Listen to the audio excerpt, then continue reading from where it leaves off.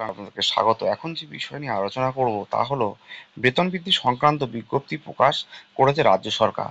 এটা কি, এ সম্বন্ধে ডিটেলস কি, সে সম্বন্ধে আলোচনা করব। তবে তার আগে আপনাদের কাছে একান্তই আবেদন, আপনারা যারা ভিডিওটিকে দেখছেন তারা অবশ্যই করে চ্যানেলটিকে সাবস্ক্রাইব করুন, ভিডিওটিকে বন্ধুর মধ্যে শেয়ার করবে, লাইক দেবেন। তো আসুন শুরু করা যাক।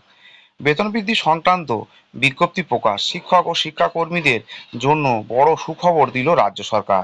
এটা প্রকাশ পেয়েছে নজরবন্দি নামক অনলাইন পোর্টালে, যেখানে বলা হচ্ছে পশ্চিমবঙ্গের শিক্ষক ও সরকারি কর্মীদের জন্য এলো বড় স্বস্তির খবর।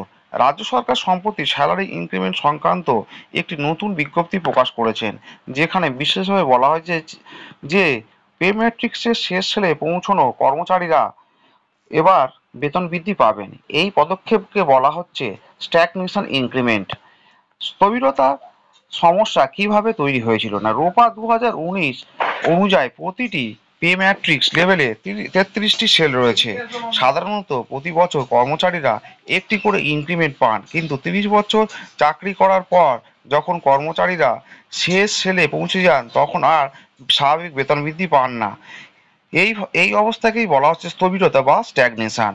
এর ফলে বহু শিক্ষক ও সরকারি কর্মচারী চাকরির শেষ পর্যায়ে আর্থিক ক্ষতির সম্মুখীন হন।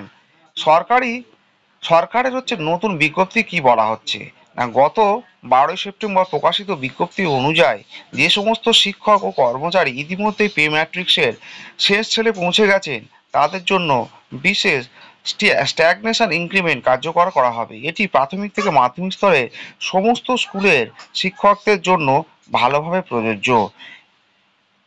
ভালোভাবে তারা কি বলছে না, ডিডিওদের তালিকা দিদিওদের জন্য কি হচ্ছে বিশেষ নির্দেশিকা।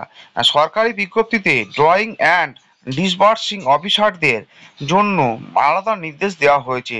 আইওএসএমএস এ একটি নতুন মেনু যোগ করা হয়েছে, যার মাধ্যমে সংশ্লিষ্ট কর্মচারীদের বেসিক পে আপডেট করা যাবে। নির্দিষ্ট নির্দেশে কি বলা হয়েছে না, স্পষ্টভাবে বলা হয়েছে এই ইনক্রিমেন্ট কবে থেকে কার্যকর হবে এবং কোন তারিখ থেকে তা প্রাপ্য হবে সেটি পরিষ্কারভাবে উল্লেখ করতে হবে। শিক্ষক ও কর্মচারীদের জন্য সুখবর।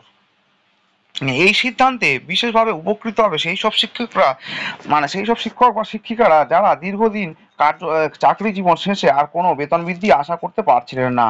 নতুন স্যালারি ইনক্রিমেন্ট ঘোষণার ফলে তাদের আর্থিক সুরক্ষার পাশাপাশি কর্মস্পৃহাও বাড়বে বলে মনে করা হচ্ছে। বিশেষজ্ঞদের মতে এটি সরকারের একটি ইতিবাচক পদক্ষেপ, যা কর্মীদের প্রতি তাদের দায়বদ্ধতাকে প্রতিফলিত করে।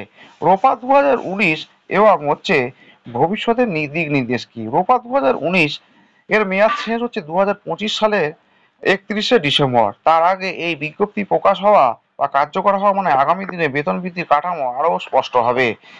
শিক্ষক সমাজের একাংশের দাবি সরকারের এই উদ্যোগে মাধ্যমে দীর্ঘদিনের স্থবিরতার সমস্যা স্থায়ী সমাধান হতে পারে। তো ফ্রেন্ডস, আজ ছিল এই পর্যন্ত। আপনারা যদি ভিডিওটিকে পছন্দ করেন তাহলে অবশ্যই করে চ্যানেলটিকে সাবস্ক্রাইব করবেন, ভিডিওটিকে বন্ধুদের মধ্যে শেয়ার করবেন, লাইক দেবেন। ধন্যবাদ।